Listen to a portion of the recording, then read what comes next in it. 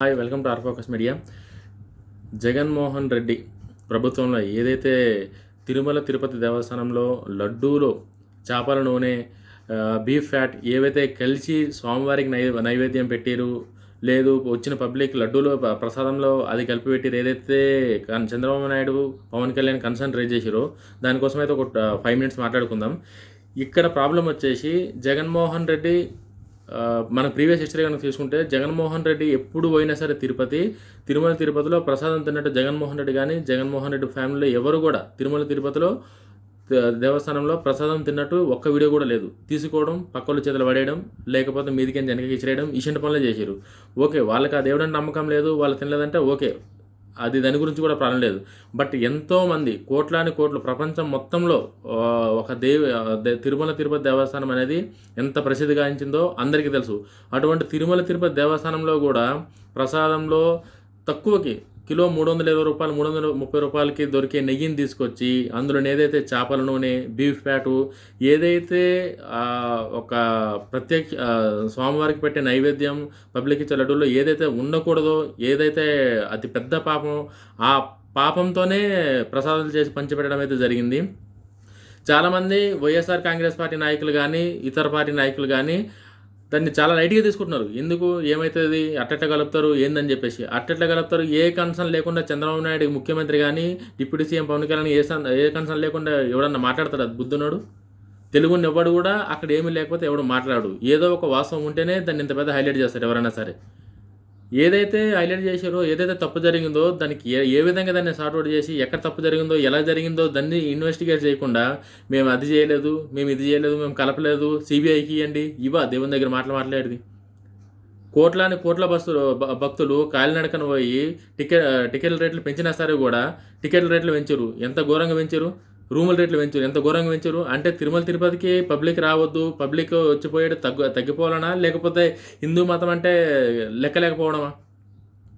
ఇదే కన్సర్న్ ఈరోజు పవన్ కళ్యాణ్ గారు మాట్లాడినట్టు వేరే ఏ చర్చిలోనో లేకపోతే ఏదో మసీదులోనో ఏదో వేసండి గల్తీ పని జరిగితే ఊరుకుంటున్న ఇండియాలో కానీ ఏడన్నా రాష్ట్రాన్ని మొత్తం రావణ కాష్టం చేస్తుండే, అన్ని రాష్ట్రాలలో ఏదో జరగరాంది ఏదో విధ్వంసం జరిగిపోయినట్టు నానా రచ్చ చేస్తుండే. చాలామంది హిందువులు కూడా దీని గురించి ఎవరు స్పందిస్తలేరు పెద్దగా. చంద్రబాబు నాయుడు అనే వ్యక్తి కన్సర్న్ రేజ్ చేసిండు, పవన్ కళ్యాణ్ అనే డిప్యూటీ సీఎం కన్సర్న్ రేజ్ చేసిండు అంటే ఏ కారణం లేకుండా ఎందుకు రేజ్ చేస్తారు వాళ్ళు? యాజ్ ఏ హిందువుగా మన బాధ్యత మనకు ఉండాలి. ఖచ్చితంగా మనం కూడా స్పందించాలి, హిందువులందరూ కూడా స్పందించాలి ఈ విషయంలో. ఎవరు కూడా వాళ్ళేమనుకుంటారు వీళ్ళేమనుకుంటారు అన్నది కాదు. నువ్వు అవతల మతాన్ని ఏం కించపరచలేవు. అవతల మతాన్ని అందరూ రెస్పెక్ట్ చేయాలి, రెస్పెక్ట్ తీసుకోవాలి. అట్లని చెప్పేసి ఇట్లా ఎంత పవిత్రంగా ఉండే దేవాలయంలోని ఈ బీఫ్ ఫీట్ కానీ చేపల నూనె కానీ ఏంది అసలు, ఇంత ఈ ఫ్యాట్ ఏంది, అసలు ఎప్పుడన్నా సరే ఈ కనివిని ఇన్ని రోజులు నాకు తెలిసి నాకు తెలివచ్చినంత నాపడుతుంది ఇప్పటి వరకు అయితే ఎక్కడ కూడా ఇసంటి తప్పు జరగల. అంత కేర్లెస్గా అంత టీటీడీ లాంటి అంత పెద్ద దేవస్థానంలో కూడా ఇంత ఘోరమైన ఫుడ్ కూడా సరిగ్గా లేదు. చాలామంది ఇంతకుముందు తిరుమల తిరుపతిలో పోయి తింటే అసలు అక్కడ ఉన్న టేస్టే వేరంటుండే. ఇప్పుడు ఫుడ్ కూడా బాగలేదు జగన్మోహన్ రెడ్డి గవర్నమెంట్లో అని చెప్పేసి ఇప్పుడు ఒక్కొక్కరు బయటకు వస్తారు. ఇంతకుముందు నేను చాలాసార్లు ఇంతకుముందు చెప్పిన ఎవరు పట్టించుకోలేరు అని చెప్పేసి చాలామంది చెప్తున్నా సరే కూడా జగన్మోహన్ రెడ్డి ఇష్టమైతే ఖచ్చితంగా జగన్మోహన్ రెడ్డిని ఇష్టపడచ్చు, అది తప్పే కాదు.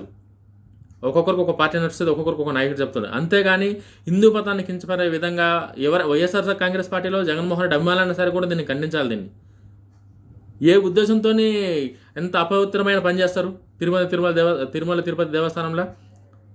అంత పెద్ద ట్రస్ట్లో, టీటీ లాంటి ట్రస్ట్లో కూడా ఇంత పూర్ క్వాలిటీ పెట్టి ఇంత దేనికి పబ్లిక్ని హిందువుల్ని కించపరిచే విధంగా చేసినప్పుడు ఎవరు కూడా అంత పెద్దగా రియాక్ట్ అవ్వడం కూడా, ఎందుకు రియాక్ట్ అవుతారో కూడా అర్థమవుతలేదు ఎవరికి.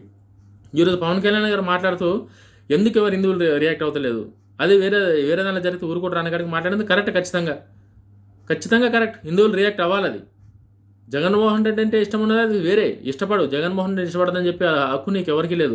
బట్ యాజ్ ఏ హిందూ దేవాలయాలకి ఏదైనా జరిగితే స్పందించాల్సిన బాధ్యత హిందువులందరికీ ఉంది. మనందరం కూడా హిందువుగా కలిసి పోరాడాలి. అటువంటి జరగకుండా పోరాడి కొట్లాడాలి తప్ప వేరే రాష్ట్రాలు ఉన్న అందరూ స్టేటస్లు పెడతారు, వేరే రాష్ట్రాలు ఉన్న అందరూ దాని గురించి స్పందిస్తారు. కానీ మన రాష్ట్రంలో తెలుగు రాష్ట్రాలు ఉన్న వాళ్ళు పెద్దగా లైట్ తీసుకుంటారు అందరూ కూడా. షర్మిల, జగన్మోహన్ రెడ్డి సొంత చెల్లెలు షర్మిలమ్మ కూడా చెప్పింది, అందులోని ల్యాబ్కి వెళ్ళిన టెస్ట్ రిపోర్ట్లో బీఫ్ ఫ్యాట్ ఉంది, ఫిష్ ఆయిల్ ఉందని చెప్పి. ఇంకా దీన్ని కూడా రాజకీయంగా చంద్రబాబు నాయుడు రాజకీయంగా దేవుని వాడుకుంటారు. కామన్ సెన్స్ ఉన్నాడు ఎవడన్నా రాజకీయంగా దేవుని వాడుకుంటాడా? కామన్ సెన్స్ ఎవడన్నా అది కూడా తిరుపతి వెంకటేశ్వర స్వామితో ఆడుకునే దమ్ము ధైర్యం ఎవరికైనా ఉందా? కామన్ సెన్స్ లేకుండా డైవర్ట్ పాలిటిక్స్ చేయడం తప్ప. జగన్మోహన్ రెడ్డి ప్రెస్ మీట్ పెట్టి 100 రోజుల్లో చంద్రబాబు నాయుడు ఏం చేయలేదు కాబట్టి ఈ టాపిక్ తీసుకొచ్చిందని చెప్తాడు. కన్సర్న్ రేజ్ అయింది ఏంది?